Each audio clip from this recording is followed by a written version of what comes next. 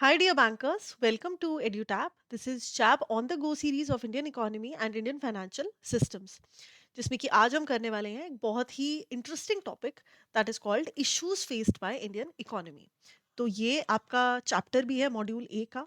And आज हम इसका हाफ सेगमेंट जो है, जो प्रॉब्लम्स हैं, इश्यूज हैं जो इंडियन इकोनॉमी ने फेस किए, उन्हें समझेंगे और इसके अगले लेक्चर में हम उन इश्यूज के सोल्यूशन देखेंगे कि क्या हो सकते हैं। But before moving ahead let me tell you one very important announcement कि रजिस्ट्रेशंस जो हैं वो ओपन हो चुकी हैं, जैब की डेट जो है वो आउट आ चुकी हैं। तो इट्स वेरी इंपॉर्टेंट कि अब आप अपनी मई जो 2026 जैब की प्रिपरेशन जर्नी है उसे बहुत अच्छे से स्टार्ट कर दो। और इसके लिए अगर आपको पी वाई क्यूज़ एक बार चेकआउट करने हैं, जो कि I believe is very very important, क्योंकि वो मदद करेंगे आपको पिछले पैटर्न्स को समझने में, पिछले ट्रेंड को समझने में, हर एक क्वेश्चन, हर एक टॉपिक कितनी डेप्थ का पूछा जा सकता है वो समझने में। तो एक डॉक्यूमेंट हमने प्रिपेयर किया है जिसका लिंक आपको डिस्क्रिप्शन में मिल जाएगा, जिसमें पीवाईक्यूज के साथ साथ आपको most important topics and MCQs भी मिल जाएंगे। तो इन्हें एक बार आप जरूर चेकआउट करिए। The link is given in the description and it is absolutely free of cost. Right, so let's get started with issues in the Indian economy. So let me give you a fair view थोड़ा सा कि 2023 and 24 की world bank report और IMF जो आपका international monetary fund है, ये दोनों इंटरनेशनल ऑर्गेनाइजेशंस हैं। एंड आई होप कि अब आपने पिछले लेक्चर्स देखे हैं और उसमें आपको क्लियर हो गया है कि आईएमएफ एंड वर्ल्ड बैंक क्या है। तो इनकी एक रिपोर्ट है जिसमें कि इन्होंने बताया कि 2023 एंड 24 की ग्रोथ है दैट इज ओनली 6.9%, जबकि इससे पहले साल की इट वाज 8.9%। यही वर्ल्ड बैंक ने बताया कि 2022-23 में इट वाज 8.7%, लेकिन अगले ही साल वो हो गई 6.8%, है ना। प्लस जो कोविड के इम्पैक्ट रहे उसकी वजह से जो डाउनफॉल आया वो तो आया ही है। लेकिन उसके अलावा भी आप देख सकते हो कि there is a major downfall seen in the economic growth of the country. क्यों हुआ ऐसा, क्या मेजर प्रॉब्लम्स हो सकती हैं, क्या मेजर रीजंस हो सकते हैं, है ना। तो उन 4 रीजंस की बात हम करेंगे। उससे पहले मैं और बता दूं कि एक कॉन्सेप्ट हमने किया हुआ है economic growth and economic development का। रिवाइज भी कर लेते हैं। इकोनॉमिक ग्रोथ मतलब होता है कि अगर मैं सिर्फ नंबर्स की बात करूं कि मेरे कंट्री जो है उसका जीडीपी बढ़ रहा है, मेरी कंट्री जो है उसकी इनकम जो है साल की नेशनल इनकम वो बढ़ रही है। If I am speaking just about the numbers और किसी पैरामीटर की मैं बात नहीं कर रही, दैट इज कॉल्ड कि मैं इकोनॉमिक ग्रोथ पर ध्यान दे रही हूँ। यानी कि मेरे लिए मैटर करता है कि मैं न्यूमेरिकली अच्छा परफॉर्म करूँ, क्वांटिटेटिवली मेरी कंट्री अच्छा परफॉर्म परफॉर्म करे। यही अगर मैं पूरी ओवरऑल बात कर लूँ कि जीडीपी तो ठीक है, बढ़ना चाहिए, बिल्कुल एक अच्छा इंडिकेटर है, लेकिन क्या इक्वालिटी है कंट्री में? ऐसा तो नहीं है कि एक ही सेक्टर जो है अच्छा परफॉर्म कर रहा है और बाकी सारे सेक्टर्स बिल्कुल नेगेटिव परफॉर्म कर रहे हैं। इनकम, नेशनल इनकम बढ़ रही है, लेकिन ऐसा तो नहीं है कि जो गैप है रिच एंड पुअर का वो बहुत ज़्यादा बढ़ रहा है। तो अगर मैं हर एक चीज़ की क्वांटिटेटिव एंड क्वालिटेटिव एस्पेक्ट्स की बात करूं, that is called development. So the reasons कि इंडियन इकोनॉमी को कुछ इश्यूज फेस करने पड़े, वो ग्रोथ के रीजंस भी थे और डेवलपमेंट के भी थे। First is jobless growth. Numbers की अगर मैं बात करूं, ग्रोथ तो है लेकिन वो जॉबलेस है। क्या होता है समझेंगे वन बाय वन। पावर्टी बहुत ज्यादा है। डेवलपमेंट की अगर मैं बात करूं तो बाकी के जो 3 रीजंस हैं वो डेवलपमेंट के एम्बिट में आते हैं, ठीक है। तो पावर्टी बहुत ज़्यादा है, उसे ख़त्म करना है। इनइक्वालिटी बहुत ज़्यादा है और पॉपुलेशन जो है वो बहुत बढ़ रही है और अलग तरीके से प्रेशर पड़ रहा है रिसोर्सेज पर। वो प्रेशर क्यों पड़ रहा है उसे हम डीपर समझेंगे आज। तो the first one is jobless growth. Jobless growth मतलब पॉपुलेशन बहुत बढ़ रही है कंट्री की, लेकिन यूथफुल होने के बावजूद भी, एक एम्प्लॉयबल कैटेगरी में आने के बावजूद भी हम नौकरियां नहीं कर रहे हैं। तो ये एक बहुत ही बड़ा मेजर इशू है कि आपके रिसोर्सेज पर तो बर्डन पड़ रहा है ना। आपके पास पॉपुलेशन इंटेंसिटी तो बहुत है लेकिन वो काम नहीं कर रही, वर्क फोर्स नहीं है ना।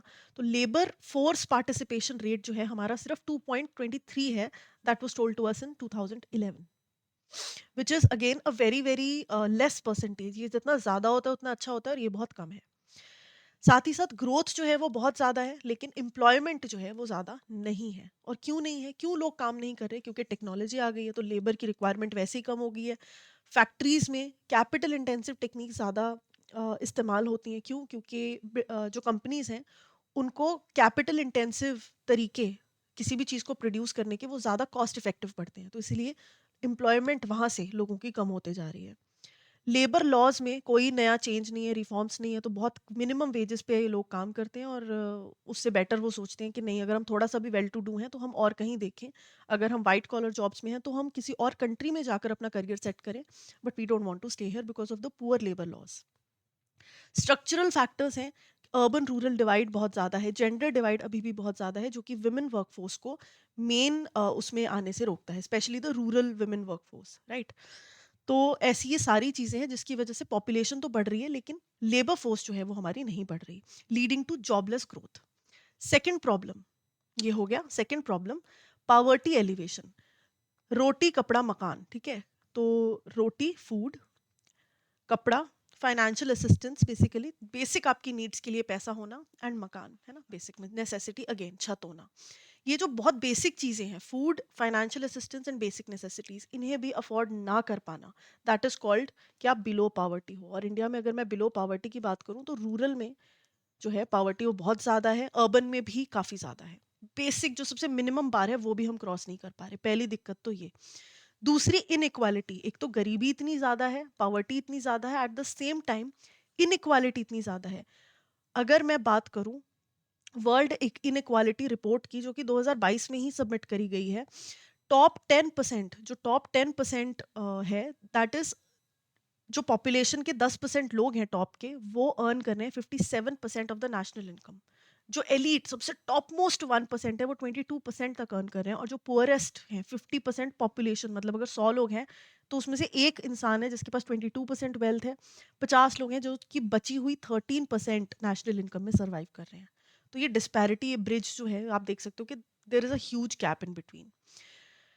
ऑक्सफैम इनक्वालिटी रिपोर्ट की बात करूं जो 2017 में आई थी, उन्होंने बताया कि 1% जो है वो 73% वेल्थ जनरेट कर रहे हैं। जितने भी रिसोर्सेज एसेट्स जनरेट हो रहे हैं, they are just created and they are owned by 1% people in the world, right. तो ये एक बहुत ही डिस्पैरिटी की बात है। फिर मैं बात करूं अगर फोर्थ प्रॉब्लम की, that is migration and pressure on resources. Migration का मतलब क्या है?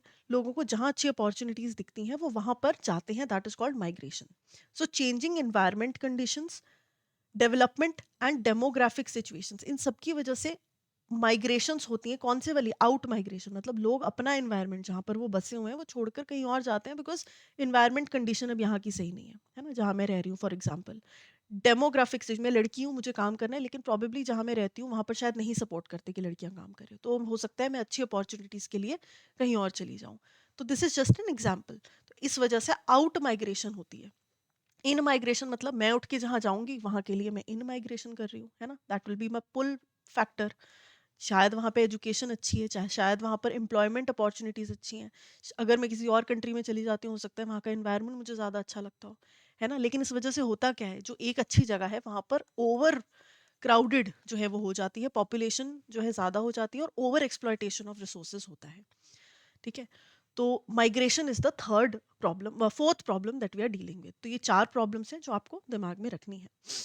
So, फटाफट से क्वेश्चन प्रैक्टिस कर लेते हैं। Consider the following statements regarding issues in the Indian economy. High GDP growth does not automatically ensure employment generation, बिल्कुल सही बात है। Development focuses only increasing GDP, नहीं, ये क्वांटिटेटिव एंड क्वालिटेटिव पर फोकस करता है, not only on the GDP but also on inequality and poverty, so this is not correct. Population growth creates pressure on resources leading to migration, सही है। Poverty elevation and reduction are key development challenges, ये सब बिल्कुल सही है except for two, so correct answer will be option two. बड़ी simple सी बात है ना। और इसके साथ ही मैं आपको बता दूं कि अगर आप प्रिपेयर कर रहे हो जैब के लिए, तो आप edutap.in पर जाकर एक बार कोर्सेज को चेकआउट कर सकते हो। जैसा कि मैंने आपको बताया कि रजिस्ट्रेशन ओपन हो चुकी हैं, बहुत ज़्यादा टाइम नहीं बचा है एग्ज़ाम में। तो ये कुछ कोर्सेज हैं जो कि आपकी जर्नी में बहुत मदद कर सकते हैं। टेस्ट सीरीज़ है, अगर आपने ऑलरेडी अटेम्प्ट दिया हुआ है और अब आपको सिर्फ प्रैक्टिस करनी है, तो test series is the most appropriate for you. बहुत ज़्यादा प्रैक्टिस आपकी अच्छे से यहाँ पर हो जाएगी, जस्ट लाइक योर एग्जाम।